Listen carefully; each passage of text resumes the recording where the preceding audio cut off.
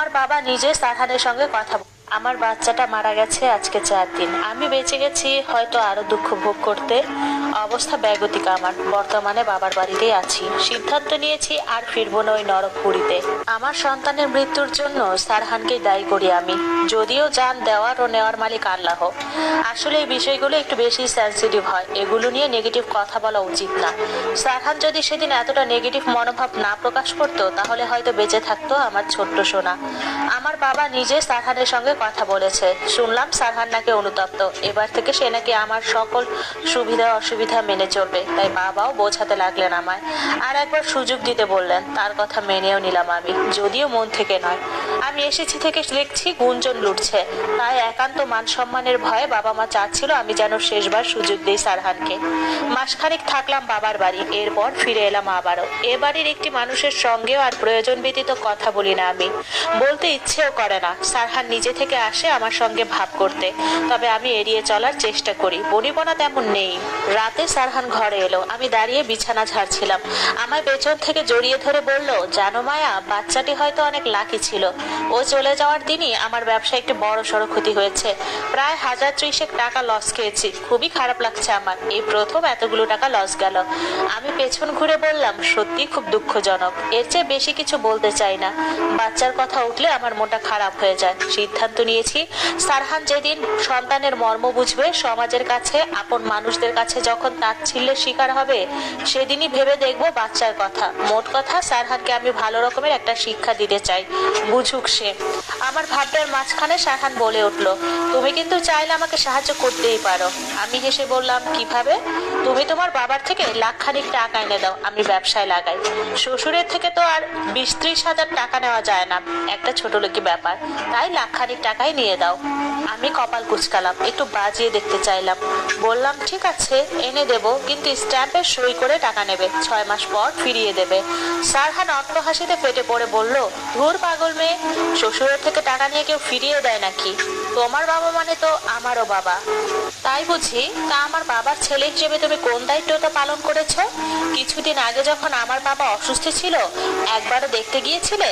জামাই হিসেবে তোমার তো উচিত ছিল একবার যাওয়া। তোমায় তো আমি জানিয়েও ছিলাম। উত্তরে তুমি কি বলেছিলে? হাতে টাকা পয়সা নেই, এখন যেতে পারবো না। বড় মেয়ের জামাই হিসেবে তোমার দায়িত্ব ছিল আমার অসুস্থ বাবাকে একবার চোখের দেখা দেখতে যাওয়া, কিন্তু তুমি যাওনি। অথচ তোমার সামান্য জ্বর এসেছিল দেখে আমার বাবা কত ফল সহ মুখরোচক কত খাবার নিয়ে দেখতে এসেছিল তোমায়।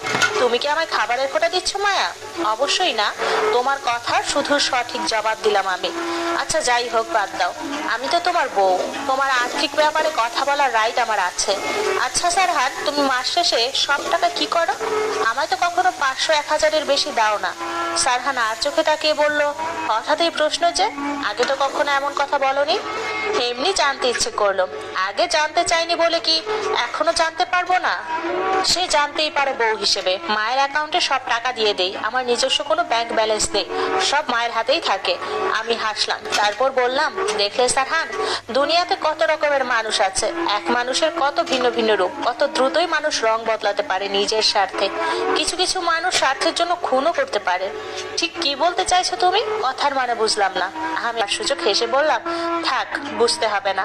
সারহানের সাথে বেশি কথা বলতে ইচ্ছে করে না আমার। এরপর কেটে গেল অনেক দিন। সারহান চলে গিয়েছে। আজ শাশুড়ি মার সঙ্গে ব্যাংকে গিয়েছিলাম, সারহান টাকা পাঠিয়েছে, কিন্তু কি জানি সমস্যা হয় এবং সাইমারা বাড়িতে না থাকা আমায় নিয়ে গিয়েছিলেন তিনি। পড়াশোনা জানা আমি, সাহায্য করলাম তাকে। অ্যাকাউন্ট লক হয়ে গিয়েছিল।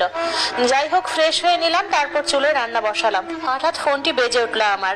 পাশ থেকে ফোনটি হাতে নিতেই দেখলাম রিমা অর্থাৎ শায়লাপুর ননদ কল দিয়েছে। ফোনটা রিসিভ করতে অপর প্রান্ত থেকে কান্নার আওয়াজ পেলাম। আমার মা মাত্র মারা গেছে মায়া ভাবি। শুনলাম ভাবি নাকি আমার ভাইকে কল দিয়ে বলেছে আমার মায়ের গহনার ভাগ নিতে আসছে সে। শোনেন মায়া ভাবি, আমি বলে দেই, ভাবি যদি আমাদের বাড়িতে আসে গহনা নিতে, তাহলে ঘাড় ধাক্কা দিয়ে বের করে দেব। আমার মাকে একটা বারও দেখতে এলো না পাশানরা, এমনকি বাচ্চাগুলোকেও পাঠালো না। জানেন, আমার মা মৃত্যুর আগে বারবার বাচ্চা দুটোর নাম নিয়েছে, কিন্তু পায়নি। মা আমার আক্ষেপ নিয়েই মারা গেল। ভাই চেয়েছে ভাবির সঙ্গে ছাড়াছাড়ি করবে, কিন্তু বাচ্চা দুটোর কথা ভেবে বুঝিয়েছি আমরা। আর আচ্ছা ভাবি, রাখি। আপনাকে কথা বলার কারণগুলো হলো, আপনার যে শাশুড়ি আমার সঙ্গে লাগতে আসবে আবার, মায়ের জন্যই মেয়ের এমন দশা। দেখবেন একদিন এদের একটু শাস্তি হবে। কল রেখে আমি পানি পান করলাম। মহিলাটির জন্য অনেক দোয়া করে দিলাম। শায়লা আপু ও তার ছেলে মেয়ে সত্যি সত্যিই যাচ্ছে। শাশুড়ি তাকে শিখিয়ে দিচ্ছে সব গহনা নিয়ে আসবি হিসেব করে। শাশুড়ির গহনা সবসময় বৌমাদের হয়। আমি ঘরে ঢুকতে ঢুকতে বললাম, ওনার তো আরেকটি ছেলে আছে, মেয়ে আছে। যদি বড় ছেলের বউকেই সব দিয়ে দেয় তাহলে তো অন্যায় হবে। সব কথা এত নাক গলাও কেন মায়া? নিজের কাজে মন দাও না। ঠিক ভুল বিচার করতে হবে না তোমার, আর অন্যের ব্যাপারে মাথা ঘামানো বন্ধ করো। আমি আর জবাব দিলাম না। এবারের মানুষগুলোর সঙ্গে এই কারণেই কথা বলতে ইচ্ছে হয় না আমার। আর সারহাদ, তার সঙ্গে তো কথা বলতে মাঝে মধ্যে রুচিতে বাধে। প্রতিবাদ করার জন্য প্রতিপক্ষের মানুষের একটু সামান্য জ্ঞান থাকা দরকার। এবারের কোনো মানুষের মধ্যে তা দেখি না আমি। তাই আর প্রতিবাদ কি, ঠিক মতো কথাও বলি না, নিজের মতোই থাকি। জানি না আমি মুক্তি পাবো কিনা। দীর্ঘশ্বাস বেরিয়ে এলো আমার। সময় পার হচ্ছিল তার নিজ গতিতে, সেই সঙ্গে কাটছিল আমার জীবনের কুৎসিত মুহূর্ত। দেখতে দেখতে পার হলো প্রায় 4টি বছর। সারহান আগের মতোই আছে, সহ্য করতে করতে শুয়ে গেছে সব। সারহান বাড়ি আসে খুব কমই, 1 সপ্তাহ হলো বাড়ি এসেছে সে। আমি ঘরে বসেছিলাম, সারহান এসে বাথরুমে গেল। সন্ধ্যা প্রায় হয়ে এসেছে। কাল আমি আমার বাবার বাড়ি যেতে চেয়েছি। আমার এক চাচাতো বোনের বিয়ে, চাচাতো বোনের বিয়ে। সারহান বিয়ের দিন যাবে, আমি আগে ভাগেই যাব। শাশুড়ি মা আবার কাল নিজের ভাইয়ের বাড়ি যাবে, তাই আমি ভাবলাম আমার গহনাগুলো রাতেই নিয়ে আসি। এছাড়াও সকাল সকাল বেরিয়ে যাব। কালই গায়ে হলুদ, সব গুছিয়ে রাখবো রাতেই। মায়ের ঘরে গিয়ে বললাম, আমার গহনাগুলো দিন মা, আমার চাচাতো বোনের বিয়ে, গহনাগুলো পরে যাব আমি। বোনের বিয়ে দেখেই কি ভারী ভারী গহনা পরতে হবে? কেন পরবো না মা, আমার তো আছেই সব। ভাবি, মা, কাকি সবাই পরবে, আমি কেন পরবো না নিজের জিনিস? মুখে মুখে এত চোপা করো না মায়া। গহনা বন্ধক রেখেছি স্বর্ণকারের কাছে। আমার মাথা ঘুরে গেল তার কথা শুনে। চেঁচিয়ে বললাম, আমার থেকে না শুনে আমার গহনা কেন অন্যের হাতে দিয়েছেন আপনি? কোন কারণে আমার জিনিস বন্ধক রেখেছেন? গলা নামিয়ে কথা বলো। সায়রা সাইমার জন্য 2টো গলার হার বানিয়েছি, সে সময় হাতে ক্যাশ টাকা ছিল না, তাই তোমার গহনা বন্ধক রেখেছি। টাকা হলে আবার ফিরিয়ে আনবো, চিন্তা করো না।